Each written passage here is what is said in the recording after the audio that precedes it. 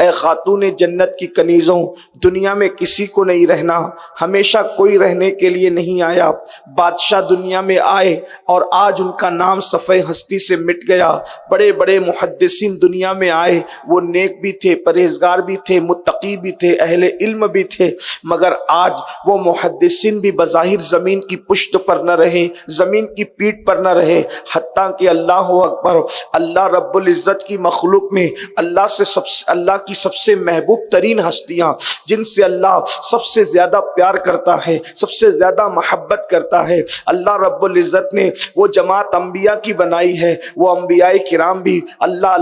ان کی طرح کوئی نیک نہیں، ان کی طرح کوئی متقی نہیں، ان کی طرح کوئی پرہیزگار نہیں، ان کی طرح کوئی اللہ والا نہیں، جنہوں نے پتھر کھا کر اللہ کی طرف بلایا، جنہوں نے گالیاں سن کر اللہ کی طرف بلایا، جنہوں نے اپنی زندگیوں کو داؤ پہ لگا کے اللہ کی طرف بلایا۔ کسی نے اللہ کی محبت میں اپنے بیٹے کی گردن پہ چھری رکھ دی، کسی نے اللہ کی محبت میں اپنے بیٹے کو طوفان میں غرق ہوتا ہوا دیکھ لیا، کسی نے اللہ کی محبت میں بیوی بچوں کو وادی غیر ذی زرع میں چھوڑ دیا، کسی نے اللہ کی محبت میں اللہ اکبر اپنا وطن چھوڑ کر کے حضرت سیدنا شعیب علیہ السلام کی بکریوں کو برسوں تک اللہ سنبھالتے رہے، لیکن اس کے باوجود بھی زمین کی پشت پر وہ بظاہر ہمیشہ نہ رہے، انہیں بھی موت کی لذت کو چکھنا ہوا، انہوں نے بھی موت کی لذت کو چکھا، جیسا کہ ان کا مقام تھا، جیسا کہ ان کا مرتبہ تھا۔ اے خاتون جنت کی کنیزوں، کیا پتا چلا فرعون بھی ہمیشہ نہ رہا،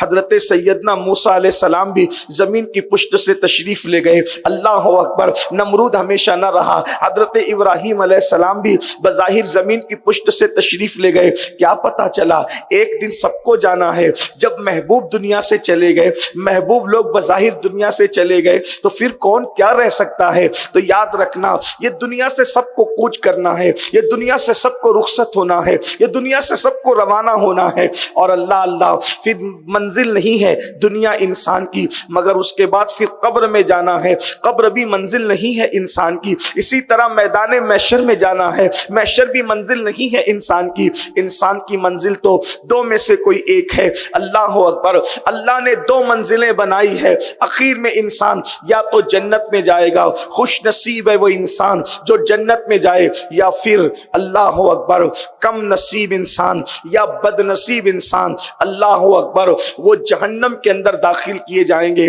یہی ٹھکانہ ہے، کیا برا ٹھکانہ ہے، جو تنگ ہے، جو تاریک ہے، جس میں اللہ کا عذاب ہے، جس میں سانپ ہے، بچھو ہے، جس میں اللہ اکبر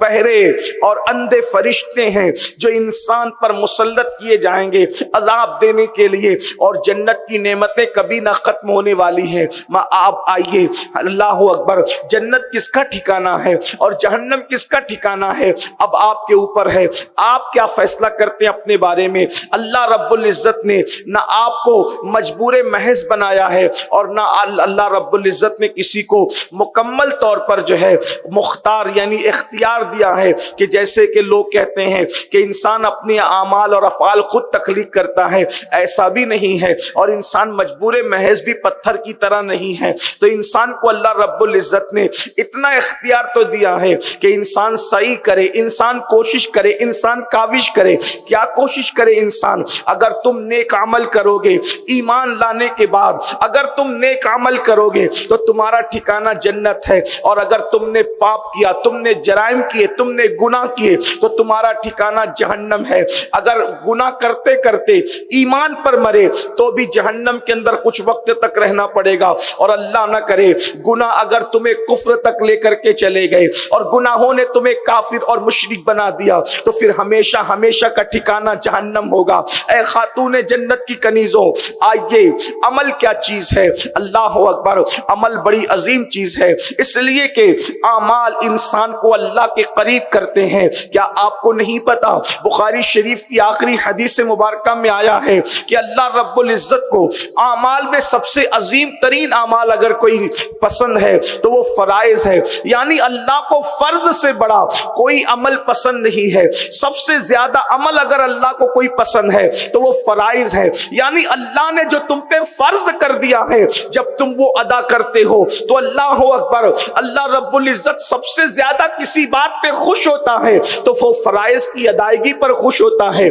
آئیے اب ہم پر کیا کیا فرض ہے۔ مثال کے طور پر ایمان کے بعد ہم پر جو چیز فرض کی گئی ہے وہ نماز ہے۔ نماز ہم پر 5 وقت کی فرض ہے۔ اللہ اکبر۔ اور یاد رکھنا اللہ انسان جب فرض اعمال کو ادا کرتا ہے تو فرض کی ادائیگی پر جو اس کو ثواب ملتا ہے اس کا کوئی اندازہ لگا ہی نہیں سکتا۔ مثال کے طور پر اللہ کے رسول صلی اللہ علیہ وآلہ وسلم فرماتے ہیں فجر کی 2